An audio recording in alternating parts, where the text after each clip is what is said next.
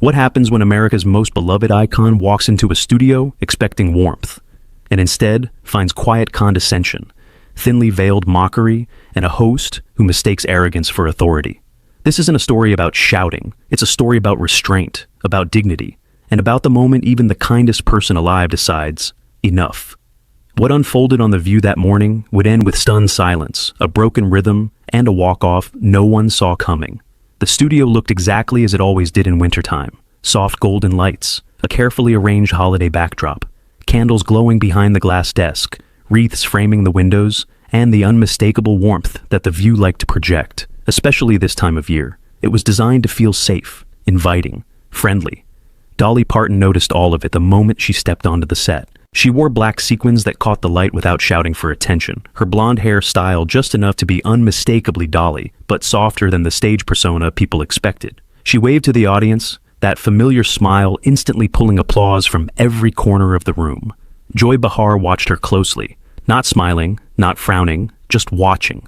Whoopi Goldberg leaned forward first, as she usually did, grounding the moment. "Please welcome the one and only Dolly Parton." The applause swelled again. Dolly nodded, placed a hand briefly over her heart, and sat down, folding her hands neatly on the table. 2. The View mug sat between her and Joy, ceramic barriers in a conversation that hadn't yet begun. "Thank you for having me," Dolly said warmly. "It's good to be here." Her voice was gentle, familiar, disarming. For the first few minutes, everything followed the script. Whoopi asked about Dolly's latest music project. Another host mentioned her literacy work. There was laughter, polite admiration, safe ground. Dolly answered with ease, thoughtful but concise, never self-promotional, never rehearsed. She spoke about creativity, about giving back, about how she never expected any of this when she grew up in the Tennessee mountains. Then Joy leaned in, not aggressively, not loudly, but with that unmistakable shift. The subtle tightening of posture, the slight tilt of the head that signaled she was no longer listening, only preparing to speak. "So, Dolly," Joy said, her tone casual but edged. "You've been doing this a long time." Dolly smiled. "I have, yes." Joy nodded slowly. "Decades, really. Different eras, different audiences. And yet, somehow, you've never really changed your image." A pause. Not long enough to interrupt, but long enough to feel intentional. Dolly blinked once, still smiling. "Well," she said lightly, "I've always believed if you know who you are, you don't need to chase every trend." The audience murmured approvingly. Joy didn't smile back.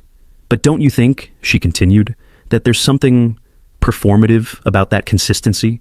I mean, big hair, sparkles, the exaggerated femininity. Some people might say it's a little outdated." The temperature in the studio shifted. Whoopi glanced sideways. One of the co-hosts adjusted her papers. Dolly didn't move. She didn't stiffen, didn't raise her voice, didn't even let the smile leave her face. Instead, she tilted her head slightly.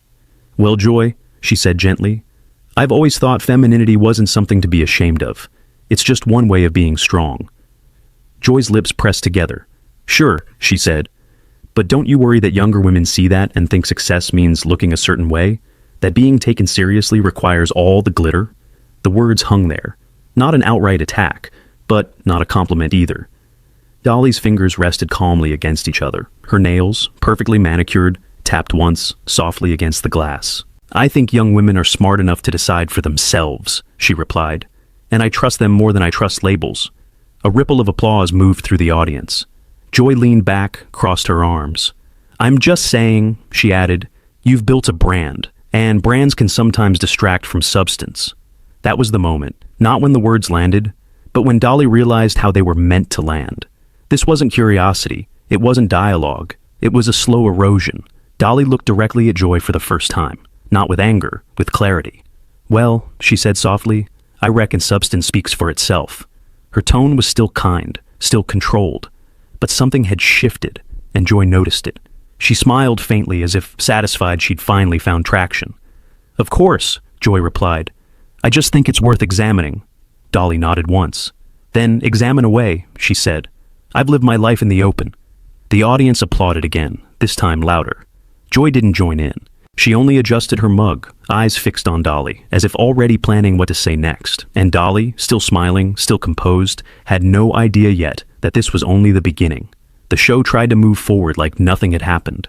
A producer's voice, unheard but felt, seemed to push the panel into a safer lane. One of the co-hosts brought up Dolly's imagination library, smiling with genuine admiration. "Over 100 million books," she said, almost in awe. "That's not charity, that's history." Dolly's eyes softened immediately. This was her comfort zone, not applause, impact. "Well, honey," Dolly replied, "books saved me before fame ever did. A child with a book is a child with a door." The audience clapped warmly. A few people even stood, then sat again as the segment continued. Whoopi nodded, pleased. "That's what we love about you.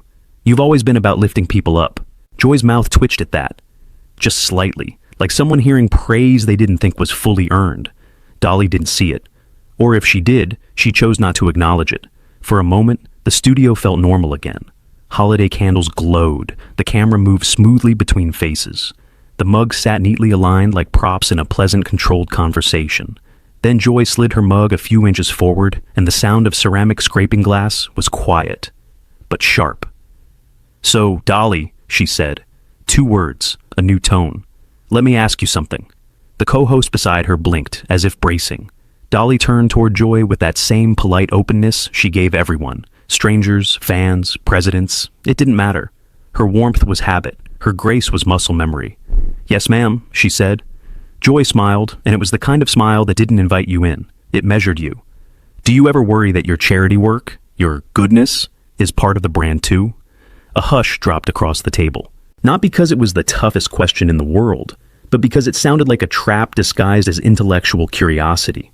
Dolly's smile stayed in place for a beat longer than it needed to. "Joy," she said gently, "I don't do what I do to look good. I do it because I remember what it felt like not to have." Joy nodded as if she'd expected that answer. "Sure, but you can't deny," Joy pressed, "that philanthropy is convenient, especially for celebrities. It creates a shield. So whenever someone criticizes the image, the fans say, 'Oh, but she gives away books.'"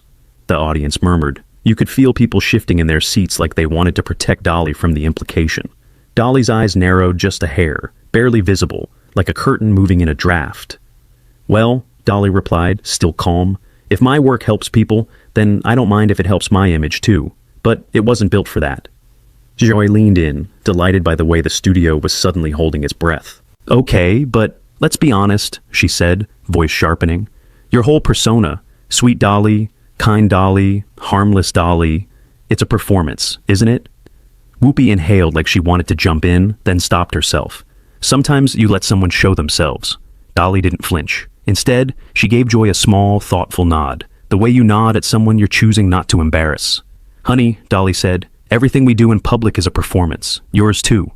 A few laughs bubbled up in the audience, nervous, surprised. It wasn't a jab. It was a fact, delivered with softness that made it hard to fight. Joy's eyes hardened. "No," she said. "Mine is conversation. Yours is an act. You giggle, you flutter your eyelashes, you play the cute country doll. And somehow, people treat you like a saint." Dolly's fingers folded tighter together. Her bright nails, so perfectly Dolly, pressed gently into her own skin. She kept her voice low, steady. "Joy, I've been called a lot of things. Doll isn't the worst," Joy scoffed. "You're avoiding the point." "I'm addressing it," Dolly answered. "Maybe not the way you hoped." That line landed like a clean glass clink. The co-hosts shifted again. One looked down at her cue cards like they suddenly became fascinating. Another forced a small smile that didn't reach her eyes. Joy continued, sensing she was close to a viral moment. "Here's the point. You present yourself as this symbol of empowerment, but your entire image is built around what men wanted women to look like for decades. Big hair, tiny waist, loud sparkle. It's not exactly progressive." There it was. Not curiosity, judgment. Dolly blinked slowly. When she spoke, her voice was still sweet, but no longer soft. "Joy," she said, "I didn't build myself to please men. I built myself to survive the world." Her words were simple, but they carried something heavier than the sequins ever could. Joy opened her mouth, ready to pounce again, but Dolly held up a finger, polite, measured, firm. "And before you decide what kind of woman I am," Dolly continued, "you might want to ask yourself something." Joy's face tightened. "What?" Dolly's smile returned, but it looked different now. It wasn't warmth, it was composure. "When you look at me," Dolly asked quietly, "do you see a woman who chose her own life? Or do you only see what you've been taught to resent?" The studio went still. It wasn't a mic drop moment yet. It was worse for Joy. It was a mirror. Joy's lips parted. She tried to laugh it off, but the laugh came out thin. "Oh, please," she snapped. "Resent? I'm just tired of watching grown women play dress-up and calling it empowerment." The audience gasped. The holiday set suddenly felt like a stage for something darker. Dolly's eyes moved from Joy's face to the camera, then back, and for the first time, you could see it clearly. Dolly wasn't trying to win. She was trying not to lose her temper. "Joy," she said, voice still even, "I've never asked you to like my hair." Joy shrugged. "Well, it's hard not to notice it." Dolly nodded slowly. "And I've never asked you to approve of my choices," she added. Joy leaned back smug again. "Then why are you so defensive?" Dolly paused. The pause was long enough to make the studio swallow. "Because you're not discussing my choices," Dolly said. "You're mocking them." Joy's face flushed. "That's ridiculous." "Is it?" Dolly asked, still quiet. "Or is that just what bullies say when they get called out?" The word bullies landed and rolled through the room like thunder. Whoopi's eyes widened. One of the co-hosts actually froze mid-breath. Joy's posture stiffened and her tone turned sharp. Too sharp, too fast. "Don't call me a bully," she hissed. "I'm asking questions." Dolly's voice didn't rise. "That's the thing, Joy," Dolly replied. "Questions are meant to understand. Yours are meant to cut." Joy's smile vanished. For a brief moment, you could see the calculation behind her eyes. Push harder. Break her. Get the clip. And she did. "Well then," Joy said, leaning forward, "let's cut to the truth. You're not the saint people think you are. You're a businesswoman who sold a fantasy. And you sold it so well, people forgot to ask who you really are." The air in the studio tightened. Even the audience, usually eager, went quiet like they sensed something sacred had been touched. Dolly didn't move, but her hands unlinked. Her shoulders lifted slightly, then settled, like someone bracing without wanting anyone to notice. Her smile faded to something neutral, controlled. And when she spoke, her voice was calm enough to scare people more than anger ever could. "Joy," she said softly, "you keep talking like you know me." Joy's eyes narrowed. "I know what you show." Dolly nodded once. "And you keep poking," she continued, "like you're hoping I'll finally snap, so you can feel justified." Joy scoffed. "That's absurd." Dolly leaned in, not aggressively, not theatrically, just enough to close the distance. "No, honey," she said. "That's exactly what this is." The studio held its breath, because Dolly Parton, America's sweetheart, had stopped being sweet. And Joy Behar had just realized she might have pushed the one person in the room who didn't need to raise her voice to destroy a narrative. Joy opened her mouth to fire back, but Dolly spoke first. "One more question from you like that," Dolly said, still quiet. "And we're going to have a very different kind of conversation." Joy blinked. For the first time all day, she didn't have a line ready, but she wasn't the type to retreat. She only smiled, thin, sharp, dangerous. "Good," Joy said, "because I'm not done." And the way she said it made the producers behind the cameras reach for their headsets, because everyone knew now. This wasn't an interview anymore. It was a collision. The producers should have cut to commercial. Everyone in the room felt it. That invisible pressure when a conversation has gone too far, but no one wants to be the one to pull the cord. The holiday candles still flickered behind the desk, absurdly calm, as if unaware that the atmosphere had turned sharp enough to draw blood. Joy Behar adjusted in her seat, clearly energized now. This was her terrain, conflict framed as conversation. Dolly sat back slightly, hands resting together again. But the softness was gone. What remained was composure sharpened into something deliberate. Joy cleared her throat. "You know," she said, feigning reflection, "people love to protect you, Dolly. That's fascinating to me. You say one sweet thing, and the audience applauds like you've solved world peace." A few uncomfortable laughs scattered through the studio. Dolly didn't react. "I mean," Joy continued, waving a hand casually, "you talk about kindness and empowerment, but you've never really challenged the system. You benefited from it. You played into it. That's not bravery. That's marketing." The word marketing hung heavy. Whoopi shifted forward. "Joy, no, let her answer," Joy interrupted quickly. "I'm genuinely curious." The lie in that sentence was obvious to everyone, except Joy herself. Dolly inhaled slowly through her nose. It wasn't dramatic, it wasn't visible, but it was the kind of breath you take when you're deciding whether to keep the peace or finally speak the truth.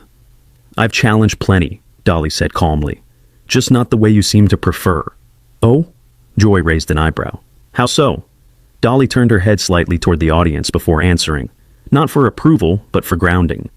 I challenge poverty by refusing to stay poor," she said. I challenged illiteracy by putting books into children's hands. I challenged exploitation by owning my work. Joy smirked. And you challenge beauty standards by exaggerating them? A sharp intake of breath rippled through the audience. Dolly's eyes finally hardened. Joy, she said, her voice still controlled, but unmistakably firm. You keep confusing your opinion with authority. Joy laughed, a short, dismissive sound. That's rich. No, Dolly replied. What's rich is sitting behind a desk judging women's lives from a distance. The applause this time was louder, more confident. People were no longer unsure which side they were on. Joy's smile vanished completely. You're deflecting, she snapped. This whole persona, this I'm just a sweet country girl act. It's manipulative. You use charm so people won't question you. Dolly leaned forward slightly, her elbows just brushing the table. Let me be very clear, she said. I've never asked anyone not to question me. Joy folded her arms. Then answer this honestly. If you're so empowered, why cling to an image that was designed by men? That was the line. Not because it was new, but because it was relentless. Dolly stared at Joy for a long moment, long enough that the studio went completely silent. Even the crew behind the cameras stopped moving. When she spoke again, her voice was steady, but stripped of warmth. I didn't cling to anything, Dolly said. I chose. Joy scoffed. You call that choice? Yes, Dolly answered. Because choice doesn't have to look like yours to be valid. Joy shook her head. You're romanticizing conformity.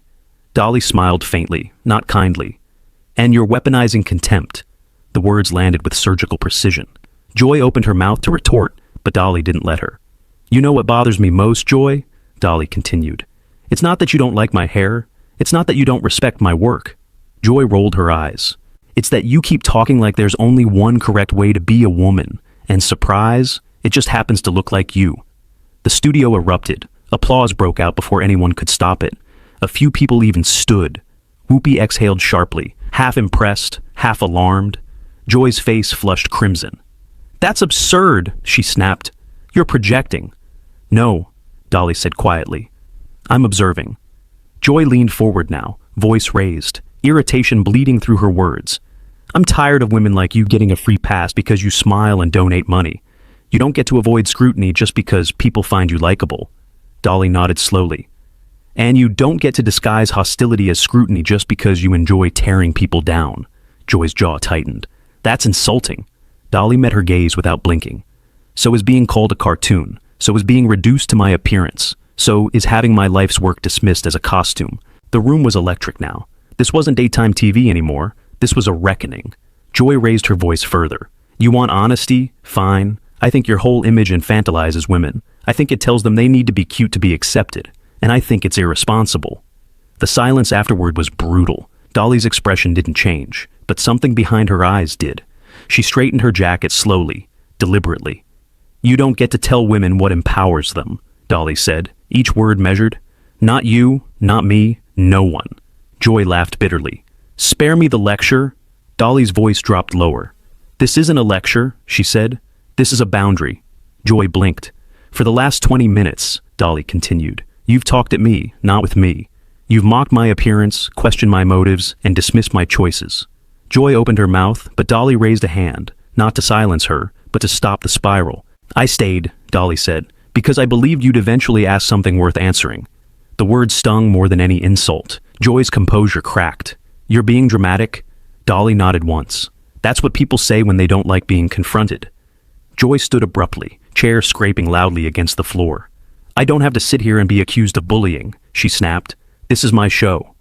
Dolly looked at her calmly. That, Dolly replied, is exactly the problem. Joy froze. This isn't your show, Dolly continued. It's a platform, and platforms come with responsibility. Joy's voice rose to a near shout. You don't get to lecture me about responsibility. Dolly leaned back as finally exhaling. You're right, she said. I don't. She paused. But I do get to decide how I'm treated. The room went deathly quiet. Joy stared at her, stunned. Not because Dolly was angry, but because she wasn't. I came here in good faith, Dolly said, standing now, slowly, calmly. I answered your questions. I accepted your tone. I even gave you the benefit of the doubt. She picked up her mug, placed it gently back on the table. But I won't stay where respect isn't mutual, Joy scoffed. So now you're walking out? Dolly met her eyes. I haven't decided yet, she said, but you're making the decision very easy." The producers were now visibly panicking behind the cameras. Headsets pressed tighter, fingers hovered over buttons. Joy crossed her arms, defiant. "If you leave, that's on you." Dolly smiled, sadly this time. "No, honey," she replied. "That's on you." The audience erupted again, louder than before. Dolly turned slightly toward Whoopi. "Thank you for inviting me," she said sincerely. "I'm sorry it turned into this." Whoopi nodded, clearly torn. "So am I."